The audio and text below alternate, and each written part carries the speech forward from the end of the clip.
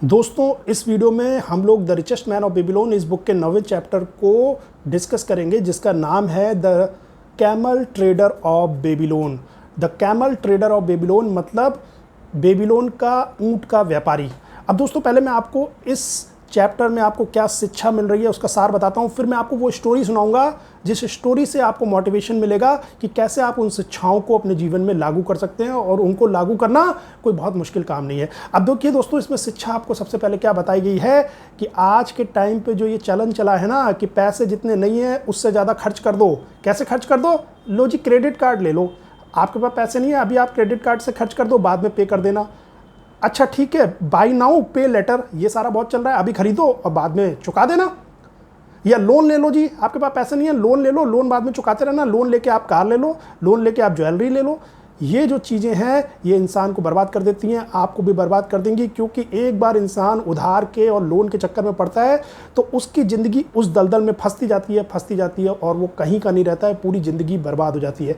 और इस चैप्टर में ऊँट के व्यापारी की ऐसी ही कहानी सुनाई गई है, जिससे आपको पता चलेगा कि किस तरीके से वो भी इस तरह के दलदल में फंस गया और उसके इतने लेनदार बन गए कि उसको आखिर में बेबीलोन छोड़ के भागना पड़ा। आप में से भी बहुत सारे लोग अगर इस तरह की चीज़ों को फॉलो कर रहे हैं लाइफ में, इस तरह का लाइफस्टाइल फॉलो कर रहे हैं कि लोन लेके मज़े करो, उधार लेके मज़े करो, या आज खरीद लिया पैसे हम बाद में दे देंगे, कंपनी ऑफर दे रही है, इन चीज़ों पे चल के जो लोग जीवन बिता रहे हैं वो आगे बहुत नुकसान झेलेंगे इसके। और दोस्तों, बहुत सारे लोग हैं समाज में, और हो सकता है कि बहुत सारे लोग आप में से जो इस तरह की स्थिति की वजह से बुरी स्थिति में आ गए हैं वो इस वीडियो को देख भी रहे हैं, जिनकी ये हालत हो गई है कि ना जिया जा रहा है ना मरा जा रहा है, पत्नी छोड़ के चली गई है, लेनदार सर पे बैठे रहते हैं, सुसाइड करने का मन करता है, जीवन में लगता है अब कुछ नहीं बचा है। ऐसे सभी लोगों के लिए ये वीडियो है दोस्तों। जो इस ट्रैप में नहीं फंसे हैं उनके लिए भी ये वीडियो है, ताकि वो इससे शिक्षा लेके इस ट्रैप में ना फंसे, और जो इस ट्रैप में फंस चुके हैं उनको इस चैप्टर में एक ही बात बताई गई है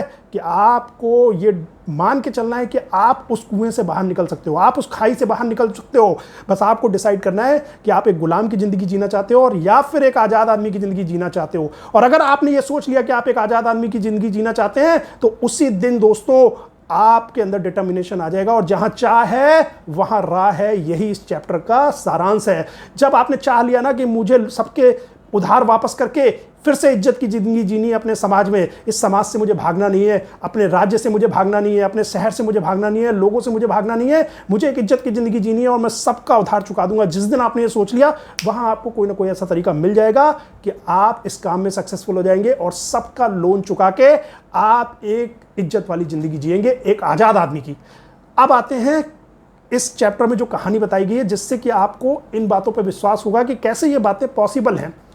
तो जो कैमल ट्रेडर ऑफ बेबीलोन है उसकी कहानी शुरू होती है दोस्तों उसके बचपन से। जब वो एक बहुत गरीब परिवार में पैदा हुआ था, उसके पिता एक मजदूर थे, वो भी अपने पापा से कारीगर का काम सीखता है, मजदूरी का काम सीखता है, और उसकी इनकम भी इतनी ज़्यादा नहीं होती है। धीरे धीरे वो कमाने लगता है, कारीगर का काम करता है, फिर अपनी शादी कर लेता है। शादी होती ही उसको लगता है कि भाई अब अपनी बीवी को मुझे अच्छे से अच्छी चीज़ें देनी है, महंगी से महंगी चीज़ें देनी है। वो लेविश लाइफस्टाइल जीने लगता है, महंगी से महंगी चीज़ें खरीदने लगता है, अपनी बीवी के लिए महंगी से महंगी ज्वेलरी खरीदने लगता है, जबकि उसकी इनकम बहुत कम होती है, पैसे होते नहीं है। पर उसको भी बहुत सारे लोग बेबीलोन में ऐसे मिल जाते हैं, ऐसे दुकानदार मिल जाते हैं, कहते हैं भाई अभी खरीदो, पैसे बाद में देते रहना, कोई दिक्कत नहीं है। या फिर उसको लोन देने वाले बहुत सारे लोग मिल जाते हैं जो कहते हैं भाई लोन ले लो हमसे और पैसा खर्च करो, लोन चुका देना। खूब सारा लोन लेता है, कई जगह से उधार पे चीज़ें लेता है। आखिरी में यह हालत आ जाती है कि एक आदमी का लोन चुकाने के लिए दूसरे आदमी से उधार ले रहा है, फिर दूसरे आदमी का लोन चुकाने के लिए तीसरे आदमी से उधार ले रहा है। उसकी जितनी कमाई हो रही थी सब लोन चुकाने में जा रही है, खाने के लाले पड़ गए। आखिरी में उसकी बीवी भी उसे छोड़ के चली जाती है। फिर वो कारीगर जो है ना वो इस हालत में आ जाता है कि बिल्कुल सड़क पर भिखारी की तरह हो जाता है।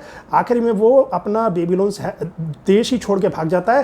वो कहता है भाई दिन भर लेनदारों ने परेशान कर दिया है, गालियां दे दे के आके मुझे हर जगह पकड़ लेते हैं, रोड पे पकड़ लेते हैं, घर में पकड़ लेते हैं। वो बेबीलोन छोड़ के भाग जाता है। बाद में उसकी ये हालत हो जाती है कि वो चोरी चकारी लूटपाट का काम दूसरे देश में जाके करने लगता है। और दोस्तों वही हुआ, जो लूटपाट करता था दूसरे देश में जाके, फिर वहाँ पर कई दिनों तक बसता रहा। एक दिन जो है हत्थे चढ़ गया पुलिस वालों के, पुलिस वालों ने एनकाउंटर किया उसके कई सारे साथियों का, वो किसी तरह बच गया। लेकिन उस समय बेबीलोन और आसपास के देशों में ये प्रथा थी कि जो लोग पकड़े जाते थे ना उनको गुलाम की तरह बेच दिया जाता था किसी को। फिर वो किसी अमीर आदमी का गुलाम बन गया, उसकी 4-4 बीवियों का गुलाम बन गया।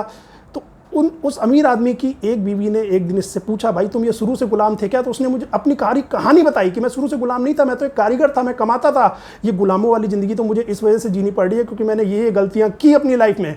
तब वो उसे बताती है कि देखो, तुम ब्लेम मत दो किस्मत को, लोगों को ब्लेम मत दो कि तुम्हारी ज़िंदगी में ऐसा हो गया, इस वजह से ऐसा हो गया, इस वजह से ऐसा हो गया।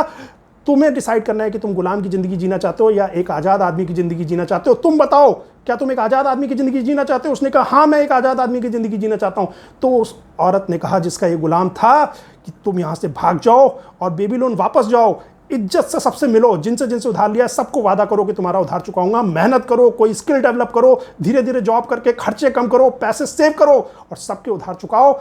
केवल तुम्हें ये डिसाइड करना है कि तुम्हें गुलाम की ज़िंदगी जीना चाहते हो या एक इज्जत वाली ज़िंदगी जीना चाहते हो, एक आज़ाद आदमी की ज़िंदगी जीना चाहते हो। और जिस दिन वो डिसाइड कर लेता है ना, वो कारीगर, वो बेबीलोन वापस लौट के आता है। उसके बाद वो ऊँटों के बारे में जानकारी इकट्ठी करता है, ऊँटों का काम सीखता है और धीरे धीरे दोस्तों वो ऊँटों का बहुत बड़ा व्यापारी बन जाता है। इसीलिए इस चैप्टर का नाम है the camel trader of Babylon. और वो इतना बड़ा व्यापारी बन जाता है दोस्तों, केवल वो सबके उधार ही नहीं चुकाता है, वो बेबीलोन का वन ऑफ द रिचेस्ट आदमी बन जाता है, बेबीलोन के अमीर आदमियों में से सबसे अमीर आदमियों में से एक बन जाता है। उसकी बीवी भी वापस आ जाती है और बहुत अच्छी ज़िंदगी जीने लगता है वो।